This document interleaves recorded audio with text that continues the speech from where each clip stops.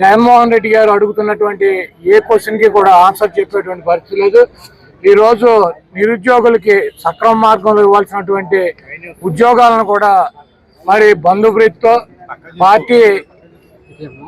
Party ప్రీతితో డబ్బు మీద మమకారంతో మరి నిజంగా రావాల్సినటువంటి వాళ్ళకి అన్యాయం చేసి ఈ రోజు వాళ్ళ డిఎస్సి ఉద్యోగులు పొట్ట కూడా కొట్టినటువంటి ప్రభుత్వం ఈ ప్రభుత్వం. అదేవిధంగా ఈ రాష్ట్రాన్ని అనేక రకాలుగా అభివృద్ధి చేస్తాను, నేను సంపద సృష్టిస్తానని చెప్పాడు. సంపద సృష్టించేది ఏం లేదు. జగన్మోహన్ రెడ్డి గారు 3,50,000 కోట్ల రూపాయలు 5 సంవత్సరాలు అప్పు చేసి 3 లక్షల కోట్ల రూపాయలు ప్రజలకే సంక్షేమ కార్యక్రమాల ద్వారా అందిస్తే ఓకే గగ్గోలు పెట్టినటువంటి ప్రభుత్వం ఈరోజు 3,50,000 కోట్ల రూపాయల పైన ఈ 2 సంవత్సరాల్లో అప్పులు చేసి అంతా కూడా ఆ కాంట్రాక్టు ఈ కాంట్రాక్టు ఈ వర్క్ ఆ వర్క్ అని చెప్పి ప్రజల సొమ్ముని లూటీ చేసి దోచుకునేటువంటి కార్యక్రమం మరి చంద్రబాబు చేస్తున్నాడు. సంపద నేను సృష్టిస్తానని చెప్పి ఇప్పుడు అధికారంలోకి వచ్చినాక చెబుతున్నాడు చంద్రబాబు నాయుడు గారు. సంపద నేనుగా సృష్టించడం, సంపద సృష్టిస్తాం అంటే పిల్లల్ని ఎక్కువ మందిని ఎవరికంటే వాడు ఎక్కువ సంపద సృష్టించినట్టు. నేను మా అబ్బాయి సంపద సృష్టించేటువంటి పరిస్థితుల్లో లేవు కాబట్టి మీరే మీ సంపదను మీరు సృష్టించుకోండి, మేమిద్దరం చేతగాని వాళ్ళం, మాకేమి సంపద సృష్టించలేదు, మేము ఒక్కొక్కరినే సృష్టించాం, మీరు 4, 5, 10 మందిని మీరు సృష్టించుకోమని చెప్పి మనకి చంద్రబాబు నాయుడు కథలు చెబుతున్నటువంటి పరిస్థితి ఉంది.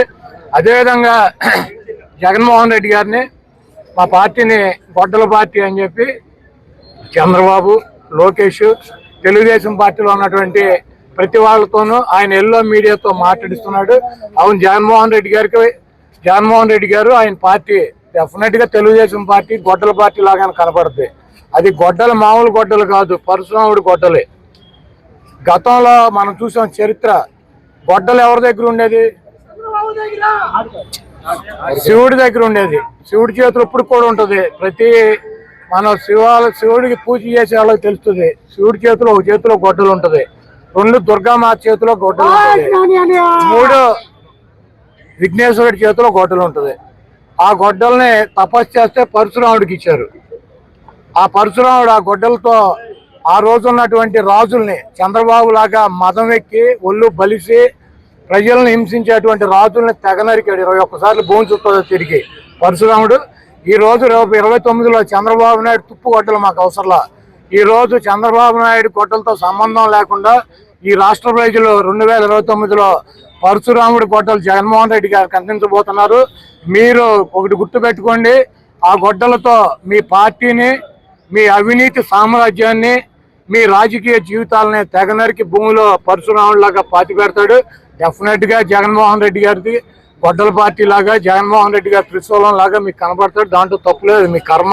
మీరు చేసినటువంటి పాపాలకి, మీరు చేస్తున్నటువంటి అబద్ధాలకి, మీరు చేస్తున్నటువంటి 420 కార్యక్రమాలకి డెఫినెట్ గా జగన్మోహన్ రెడ్డి గారు మీ గొడ్డల్లా కనపడటంలో మీకు, మీ పార్టీకి, మీ అభిమానులకి, మీ మీడియాకి తప్పులేదు. అది పరశురాముడి గొడ్డలు. తప్పకుండా ఆ పరశురాముడి గొడ్డలి 2029లో ప్రజలు జగన్మోహన్ రెడ్డి గారు చేతికిస్తారు. ఆ ప్రజలు ఇచ్చినటువంటి గొడ్డలతో మీ అవినీతి సామ్రాజ్యాన్ని పోకటి వేలతో సహా పగలిస్తారు.